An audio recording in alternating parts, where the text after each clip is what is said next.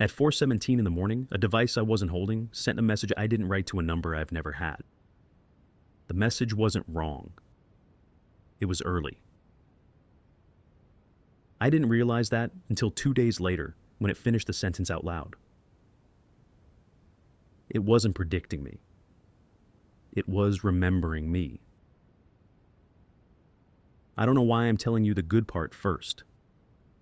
I think I need you to know it existed. I bought the tablet to read on, secondhand, $43. Arrived in more bubble wrap than seemed necessary. I charged it overnight, made coffee, sat at the kitchen counter and read for an hour before work. That became a thing I did. Every morning, coffee, counter, the tablet propped against the fruit bowl. An hour, sometimes less, sometimes more, if I'd gotten into something good. The light in the kitchen in the morning is the best light in my apartment. East-facing window, direct for about 90 minutes from sunrise. I time my reading to that light without planning to. It just became the shape of the morning. I liked the device. It was comfortable in a way that some objects are, and most aren't. The kind of thing you only notice the absence of when you try something different.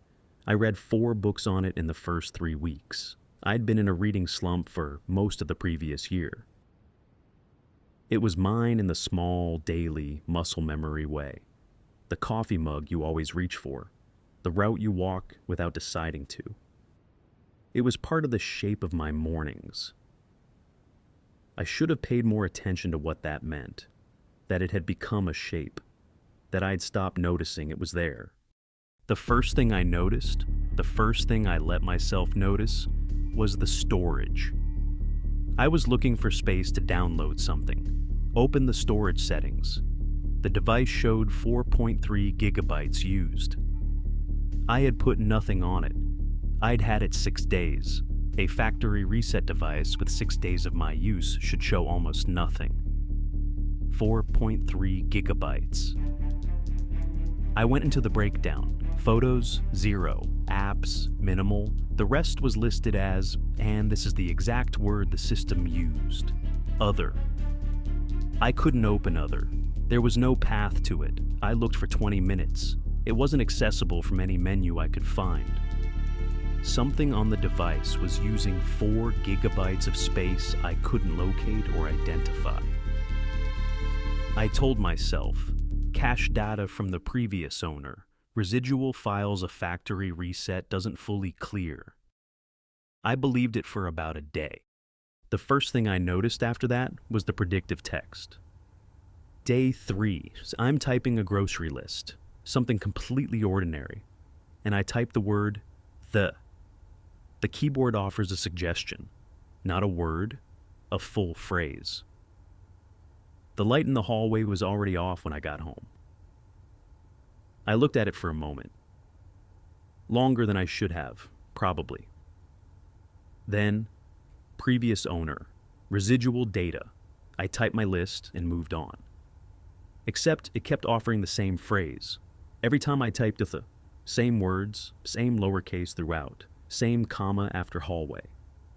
I reset the keyboard dictionary on day 6, cleared everything. Day 7, I typed the. The light in the hallway was already off when I got home. I reset it again. Same result. I deleted the keyboard app entirely, reinstalled clean from the store. 2 days later. The light in the hallway was already off when I got home. It wasn't suggesting a word. It wasn't completing a sentence based on probability. It was completing a memory. Someone else's. Somewhere I couldn't reach. Then on day 9, it did something different. I wasn't typing, I was reading. The tablet was open to a book, screen on, my hands holding it from both sides. I hadn't touched the keyboard. The suggestion bar appeared anyway. The light in the hallway was already off when I got home. The keyboard had produced the phrase with no input. No word typed, no cursor placed. I had been reading, and the device had offered the phrase on its own without being asked, as if completing something I hadn't said out loud. I had been thinking at that moment about whether to call someone. I hadn't decided yet. I still haven't. And here's what I did. Nothing. I didn't throw the device away. I didn't contact the seller. I made coffee, I sat at the counter, and I read. So I kept it. The first reason was $43 and a good reading light. The reasons got harder to defend after that. About a week after the phrase started, the device began making sounds. Built-in text-to-speech, accessibility feature I'd never turned on. Something had activated it from below the user-facing settings. I don't have the technical vocabulary for exactly where it was coming from. I only know I hadn't touched it. I was in the bathroom, tablet on the kitchen counter, screen off. I heard, from the other room, a voice say 2 words. Not yet. I went in and checked. Screen still off. Device log showed no activity. The accessibility settings showed text-to-speech as disabled. Disabled, but I had heard it. I turned the volume down. Not all the way. I couldn't find the full mute path for that particular function, and I looked for it longer than I should have before I stopped looking, but down enough that I'd have to be listening carefully to catch anything. 4 days later, from across the apartment, 2 words. The end of a sentence I hadn't heard the beginning of. Still here. And here's what I need to tell you. When I heard those words, not yet still here, I wasn't frightened. I was something else. Not relieved exactly. Not comforted. Something adjacent to those things that I don't have a clean word for. The feeling of hearing a sound in a house you thought was empty, and the sound being not threatening, not wrong, just present. Just not alone. I've examined that feeling many times since. I know what it means that I had it. I know it's not a healthy response to a device producing unexplained audio. I turned the volume down. I didn't turn it off. The settings started changing around this time. Menus that led somewhere different than they had led the visit before. Paths through the interface that reorganized between sessions. I'd navigate to a sub-menu, note its location, come back the next day, find it somewhere else. Not disappeared, moved. Like the architecture was being revised by something with a plan I couldn't see. I tried to find the full mute for the text-to-speech. Every path took me somewhere unexpected. I'd back out. Try again. Different result. After a while, I stopped trying. I want to be precise about that. I stopped trying to turn it off. Not because I couldn't find the path. I could have factory reset the entire device. Started from nothing. That option existed. I knew it existed. I chose not to use it. My mornings were the same. Coffee, counter, east-facing light, the tablet propped against the fruit bowl. I read. From the other room, occasionally, quietly, not yet, still here. And once something that wasn't words, more like breath. The sound a recording makes when someone is present but hasn't spoken yet. I sat with my book and listened to it. I didn't leave. There is a version of me that finds all of this alarming in the way it should be alarming. I hear it sometimes. It says, you should have thrown it away on day 3. You should have thrown it away the first time it said not yet. That version is correct. But there's another version, the one that was actually present, actually sitting at that counter every morning. And that version had a different relationship to what was happening. That version was lonely in a way it hadn't named, had been lonely for longer than it had admitted, had gotten used to quiet in the way you get used to quiet when you've been alone long enough, not peacefully, but by forgetting there's another option. And the device was not quiet.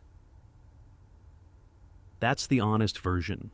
That's the part I haven't said to anyone until now. The first message went out on a Tuesday, 4:17 in the morning. I was asleep. The tablet was on the kitchen counter, face down, plugged in. charger still attached when I found it in the morning. I know how it was positioned because I put it there and because I am someone who puts it in the same place every night. It lives there the way the coffee maker lives there. I found the sent message when I picked it up, before coffee, before I was fully awake. The notification sitting there, sent 4:17 a.m., and I opened it the way you open something you're not certain you want to open. It had gone to Clara. I need to stop for a second. Clara is someone I knew when I was 22. We were close for 3 years, and then we weren't. No dramatic ending. The kind of disappearance that happens when life reorganizes and two people end up on different sides of a distance neither of them knows how to cross once it's grown past a certain size. I hadn't spoken to her in 11 years. I didn't have her number. I want to be precise about that. I did not have her number. I have never had her number. There is no moment in my life, not one, when her contact information existed in any device I owned. The message read, "I found the thing you left. I know what it means now. I should have told you before I moved. I'm sorry." I read it 4 times. Then I read it again. And I just sat there. Clara responded at 6:43 a.m. She said, "How did you get this number?" Not, "What is this?" Not, "Who is this?" "How did you get this number?" I sat at the counter for a long time. The morning light was coming in, the tablet in my hands. A message my device had composed and sent to a person I hadn't thought about in years, from a number I don't have, saying something I would never have written. Or something I would never have written consciously. Because here's what I've had to sit with. The message is right. Not right in a way I can verify. I don't know what the thing she left is. I don't know what it means now. But the tone, the register, the weight of it, the specific shape of the apology, that's not a malfunction producing noise.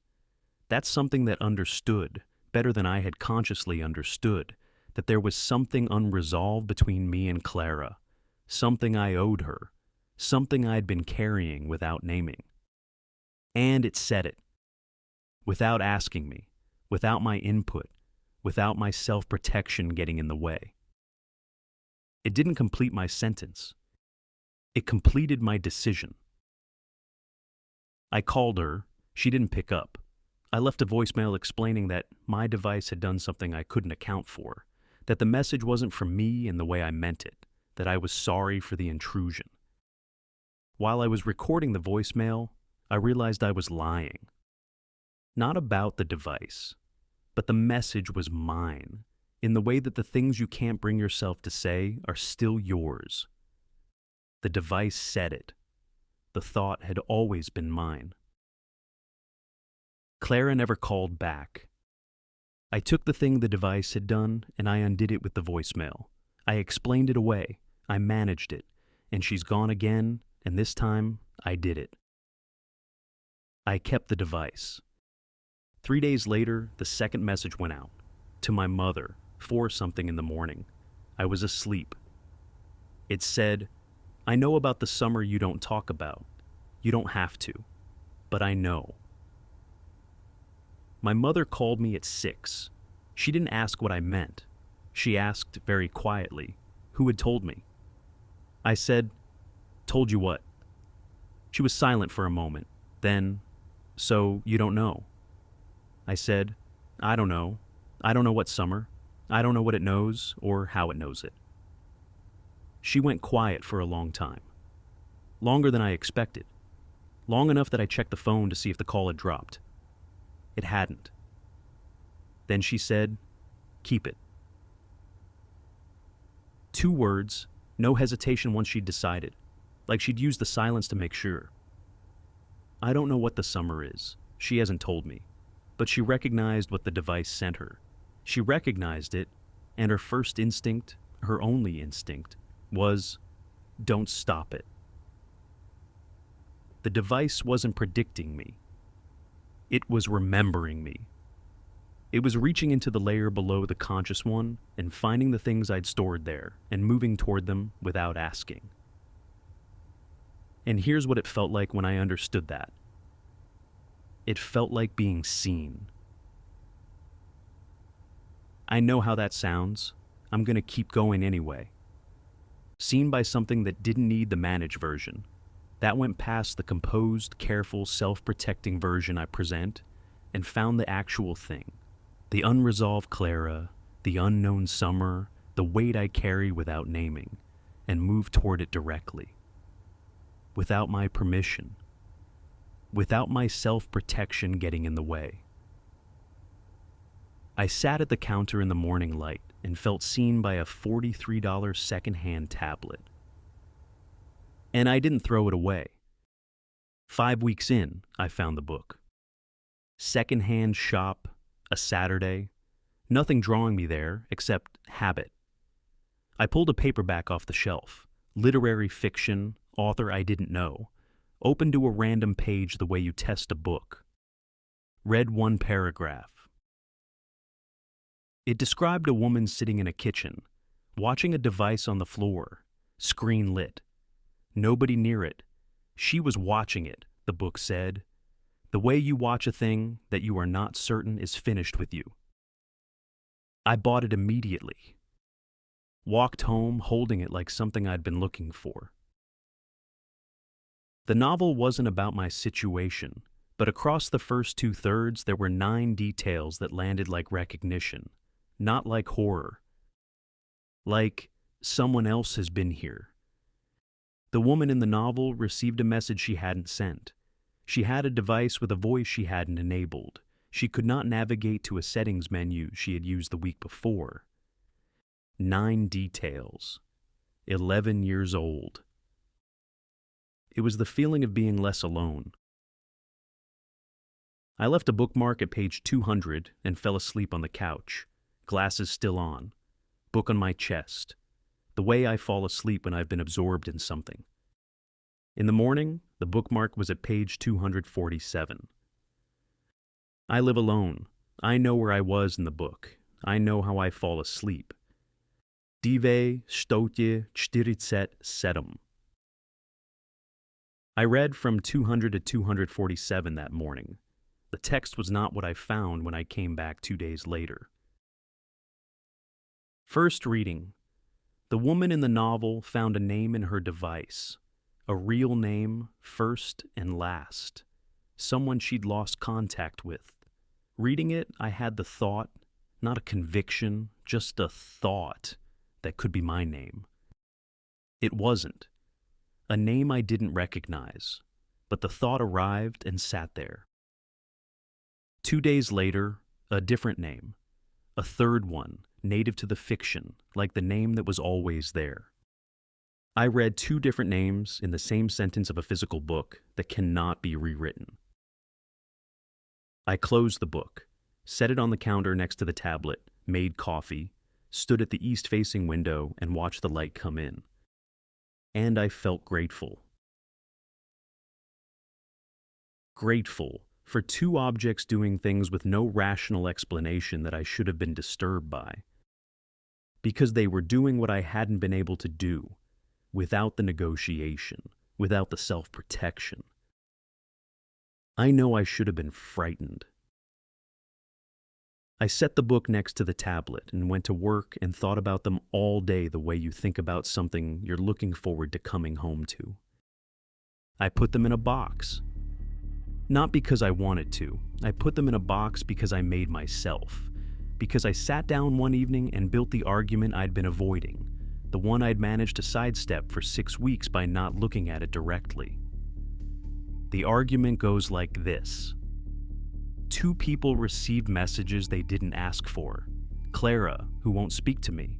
My mother, who told me to keep it in the voice she uses when something has already been decided. Both messages were true in some register I can't fully access. Both said things that needed saying, but they were sent without consent, mine, theirs, and they moved into people's lives without permission. And whatever was doing the moving, I was the point of entry, my account, my number, my device on my counter every morning. If I keep the device, I'm choosing to remain the point of entry for whatever comes next, to whoever comes next. So I put them in a box. Cardboard, thick walls. I wrap the tablet in a cloth, screen inward, set the book beside it, closed the flaps, carried it to the storage unit in the basement, put it on the back shelf, locked the door with a new padlock, still in the packaging, because provenance felt important, because I wanted to know the lock had no history I hadn't authorized. The apartment was quiet. Not the quiet I'd been used to before the device. A different kind, the kind that has a shape to it, the outline of something that was there and isn't anymore. I sat at the counter, no tablet, no book, just the east-facing window and the last of the evening light coming through it. I've been thinking about something since I locked that door. The device came to me secondhand. Someone owned it before I did. Someone who typed the same phrase so many times it survived every reset, every wipe, every reinstall. Someone whose notes persisted below the factory floor. Someone who was using 4.3 gigabytes of space I couldn't open or identify or name. Someone who sent it away. Not threw it away, not destroyed it. Sent it away, listed it, wrapped it in bubble wrap, put it in a box and handed it to a courier and let it go to a stranger for $43. I've been trying to work out who the person was. I think I found something. But there's one thing I can't get past.